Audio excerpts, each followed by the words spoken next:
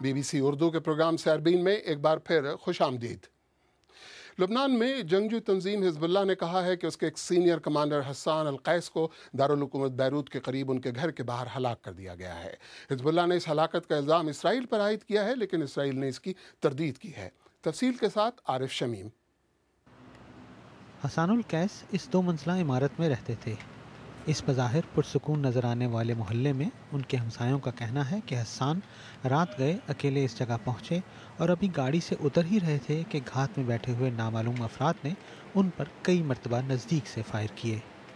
ان کا کہنا ہے کہ واقعے کے بعد 2 افراد کو اس جانب بھاگتا ہوا دیکھا گیا ہے۔ یہ واقعہ بیروت کے جنوب مشرقی علاقے الحدث میں پیش آیا۔ ان کے ہمسایوں کو یہ بھی معلوم نہیں تھا کہ حسان القیس حزب اللہ کے لیے کام کرتے تھے، لیکن ان کے قاتل یہ اچھی طرح جانتے تھے کہ وہ کس کے انتظار میں ہیں۔ حزب اللہ نے انہیں اپنی جنگجو یونٹ اسلامی ریزسٹنس یا مزاحمت کے ایک دیرینہ مخلص رہنما کہا ہے۔ سن 2006 میں حسان القیس کے ایک بیٹے بھی اسرائیل کے خلاف لڑائی میں ہلاک ہو گئے تھے۔ حزب اللہ اس قتل کا ذمہ دار بھی اسرائیل کو ہی ٹھہرا رہا ہے۔ اس کا کہنا ہے کہ اسرائیل نے حسان القیس کو کئی مرتبہ قتل کرنے کی کوشش کی ہے۔ حزب اللہ نے خبردار کیا ہے کہ اسرائیل کو بقول اس کے اس گھناؤنے جرم کا بدلہ چکانا پڑے گا۔ کیونکہ حزب اللہ کی بہت سی چیزیں خفیہ رکھی جاتی ہیں، اس لیے حسان القیس کے متعلق بھی بہت زیادہ معلومات منظر عام پر نہیں آئیں، لیکن اتنا ضرور بتایا جاتا ہے کہ وہ حزب اللہ کے رہنما حسن نصر اللہ کے بہت قریب تھے۔ عارف شمیم، BBC نیوز۔